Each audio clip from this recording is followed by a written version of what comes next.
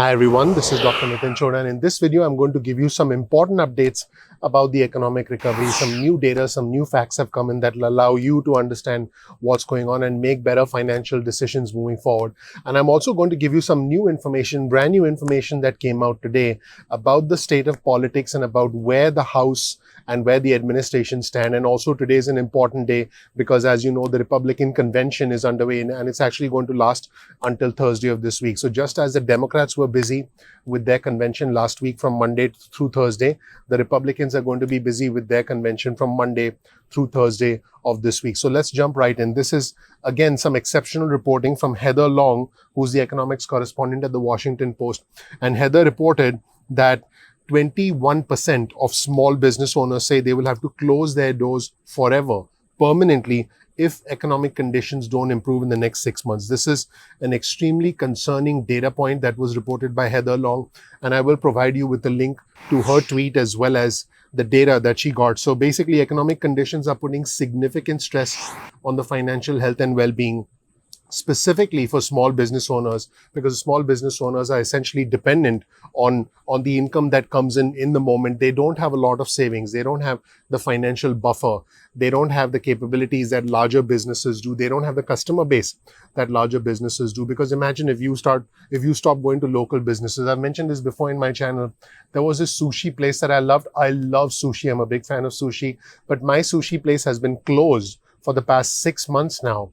And I get my sushi from Stop and Shop. It's twice as expensive. It's half as good.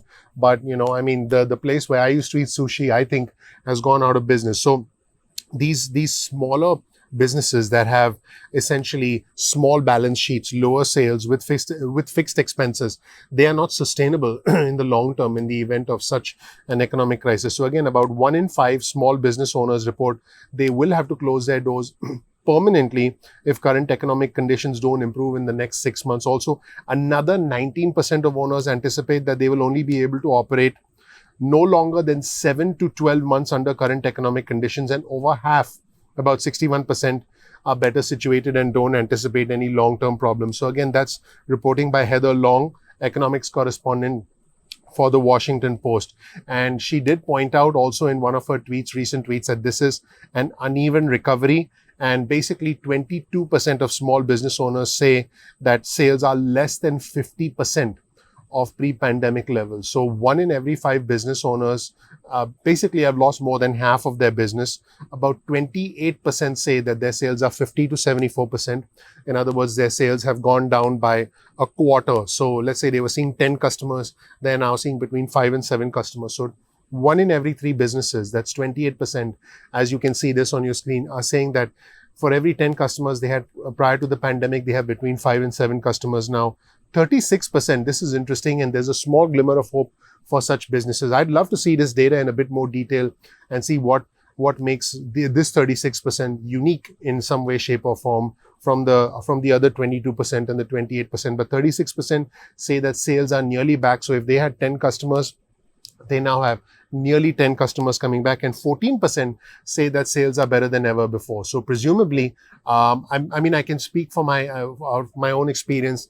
I went to get a haircut and I had to wait for a fairly long time to get the haircut. So I'm imagining there are businesses with a lot of pent up demand that are now seeing a surge in activity. So basically, this is basically what is happening with the current state of the economy. And in other news, I want my viewers and subscribers to know what's going on in the world today. And this channel is about personal finance. It's about fair, balanced information. I'm actually going to tie this information back to where I feel our economy is headed, because I think that is what my viewers and subscribers have asked for. And I'm happy to provide you with the latest current news and then give you the backdrop and let you know how it relates to our financial future. New York has actually filed legal action against the Trump organization, against President Trump's organization. There is a state investigation going on. As you know, the Trump organization has a majority of its activities in New York. And so New York is actually investigating President Trump's financial dealings. So the New York Attorney General is investigating the president's private business for allegedly misleading lenders by inflating the value of its assets, according to the Attorney General's legal filing that was actually filed today. And they said that they were investigating President Trump's use of, quote, statements of financial condition documenting the president's documents and letters sent to lenders summarizing his assets and his debts. Now, the reason I brought this up is, as you can imagine, with the election coming up, this is going to become a political boiling point, if you will, because I can imagine, the other side using this to make their case against the re-election of the president. And this is quite significant. It's quite unusual because we have a sitting president of the United States. His private organization is under investigation. So, and I know we live in a news cycle where there's just so much news. There's just so much unusual, controversial news that you might say, no big deal. But this is significant, guys, because this is something that is obviously going to be fought, and is going to become part of the bitter battle that's going to emerge for the elections over the next couple of months. And the outcome of the elections is very significant because if I've mentioned this, if the Democrats take control of the Senate, the House, and the presidency, pretty much all of their proposals will essentially go through. But on the other hand, if we have President Trump, who remains president, and then if the Republicans lose the House and the Senate, then you essentially have a very complex situation where all the policies will be what the Democrats want, but then you'll have a president. What's the president going to do? Just veto policies and do executive orders for the next 4 years?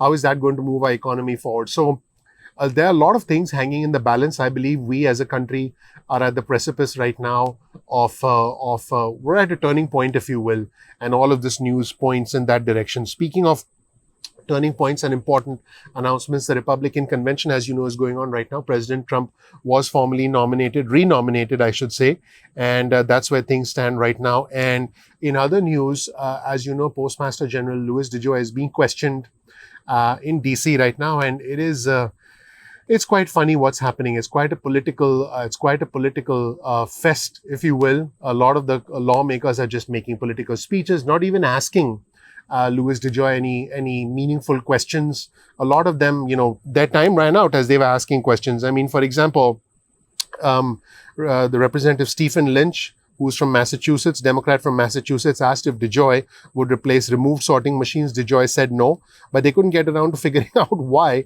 because DeJoy had used up all of his time in his preamble leading up to the question.